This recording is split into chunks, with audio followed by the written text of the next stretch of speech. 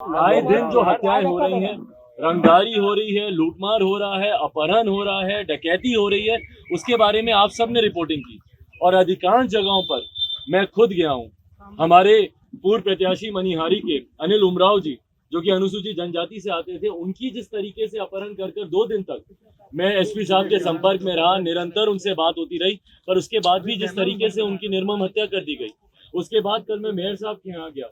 कटिहार के जो मेयर साहब हैं शिवराज पासवान जी, उनकी जिस तरीके से हत्या कर दी गई, उनको बाहर बुलाकर सीने में 3 गोलियां सामने से लाकर दाग दी गई,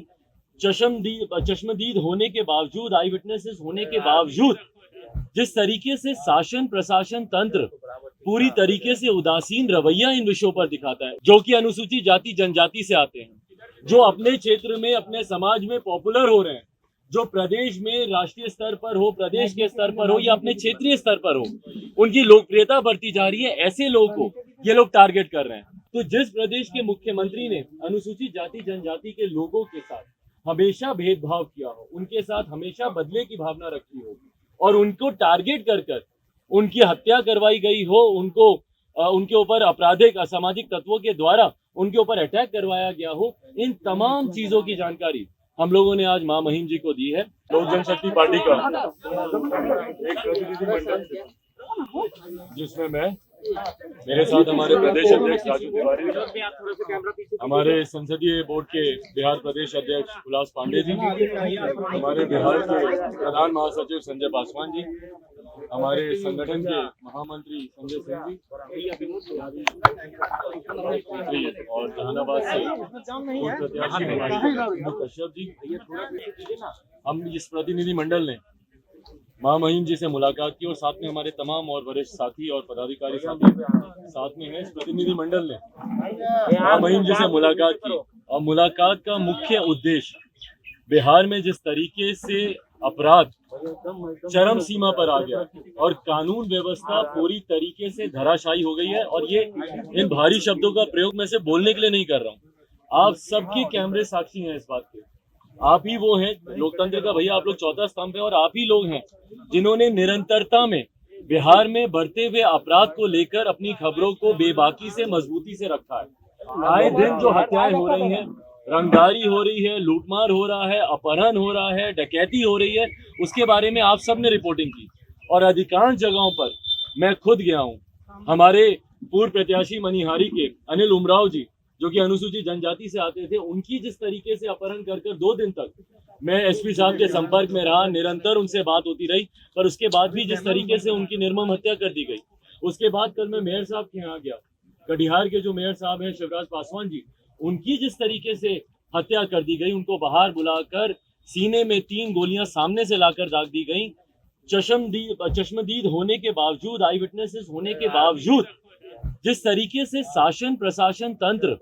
पूरी तरीके से उदासीन रवैया इन विषयों पर दिखाता है, उससे पहले ठीक वहीं पर कटिहार के जो पिछले भी मेयर थे, वो भी अनुसूचित जाति से आते थे, उनकी भी ऐसी हत्या कर दी गई। आज वो अपराधी पिछले 1-1.5 साल से खुलेआम घूम रहे हैं। तो ये अपने में दर्शाता है कि भैया अपराध पर नियंत्रण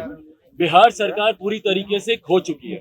और इसीलिए हम लोगों ने बिहार के जो मुख्यमंत्री हैं वो हमारे प्रदेश के गृह मंत्री भी हैं। गृह विभाग की जिम्मेदारी उन्हीं की है। बिहार में लॉ एंड ऑर्डर सुचारू रूप से चले, ये जिम्मेदारी हमारे मुख्यमंत्री की है, पर उनके रहते हुए अगर बिहार में इस तरीके से आपराधिक घटनाएं बढ़ती जा रही हैं, और खास तौर पर चिंता की बात इसलिए है कि ऐसे लोगों को टारगेट किया जा रहा है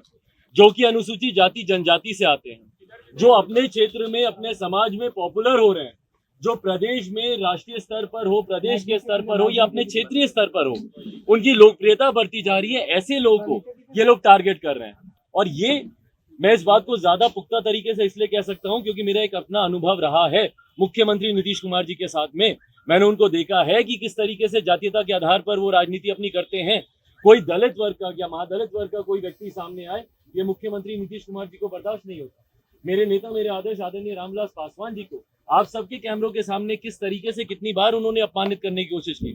भाई, जब बिहार के गवर्नर फोन करके उनका हालचाल पूछ रहे थे, जब देश के राष्ट्रपति उनका हालचाल पूछ रहे थे, जब देश के प्रधानमंत्री हमारे नेता का हालचाल पूछ रहे थे, कोई सत्ता विपक्ष का चीफ मिनिस्टर ऐसा नहीं होगा जिन्होंने फोन करके उनका हालचाल नहीं पूछा। वहीं जब आप लोगों ने मुख्यमंत्री जी से पूछा कि भैया उनका स्वास्थ्य कैसा है, तो छूटते ही बोलते हैं अच्छा हमको तो मालूम ही नहीं। तो जिस प्रदेश के मुख्यमंत्री ने अनुसूचित जाति जनजाति के लोगों के साथ हमेशा भेदभाव किया हो, उनके साथ हमेशा बदले की भावना रखी हो और उनको टारगेट कर कर उनकी हत्या करवाई गई हो,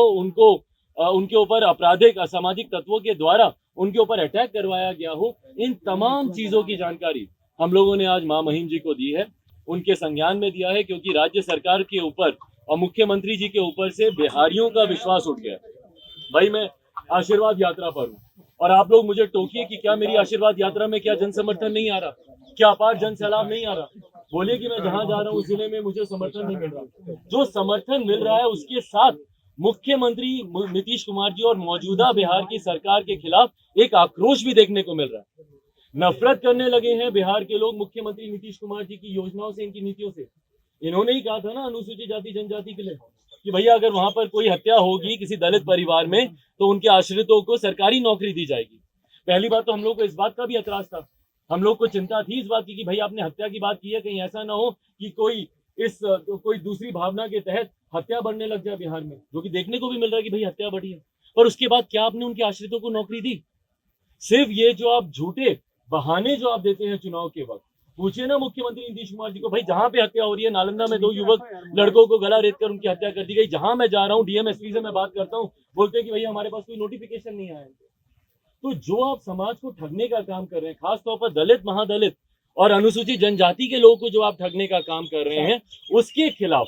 मुख्यमंत्री जी की तमाम इन झूठे वादों के खिलाफ, उनकी गिरती कानून व्यवस्था के खिलाफ हम लोगों ने मां महिम जी से मुलाकात की। गंभीरता से मैं धन्यवाद दूंगा मां महिम जी का कि जिस गंभीरता से उन्होंने हमारे हर एक प्रतिनिधि की बात को उन्होंने सुना और उसके बाद उन्होंने हम लोग को आश्वासन दिया है कि वो बात करेंगे इसके ऊपर, आगे इसको गंभीरता से लेंगे। इन तमाम चीजों पर उन्होंने सकारात्मक आश्वासन हम लोग को दिया है और मैं उम्मीद करता हूं, क्योंकि राज्य सरकार से अब ना मुझे ना किसी बिहारी को उम्मीद बची है, तो मैं उम्मीद करता हूं कि केंद्र के हस्तक्षेप से बिहार में कम से कम बढ़ता अपराध नियंत्रित होगा। दिल्ली में उन्होंने कहा है कि चिराग पासवान ही नेता है, लीडर है। भाई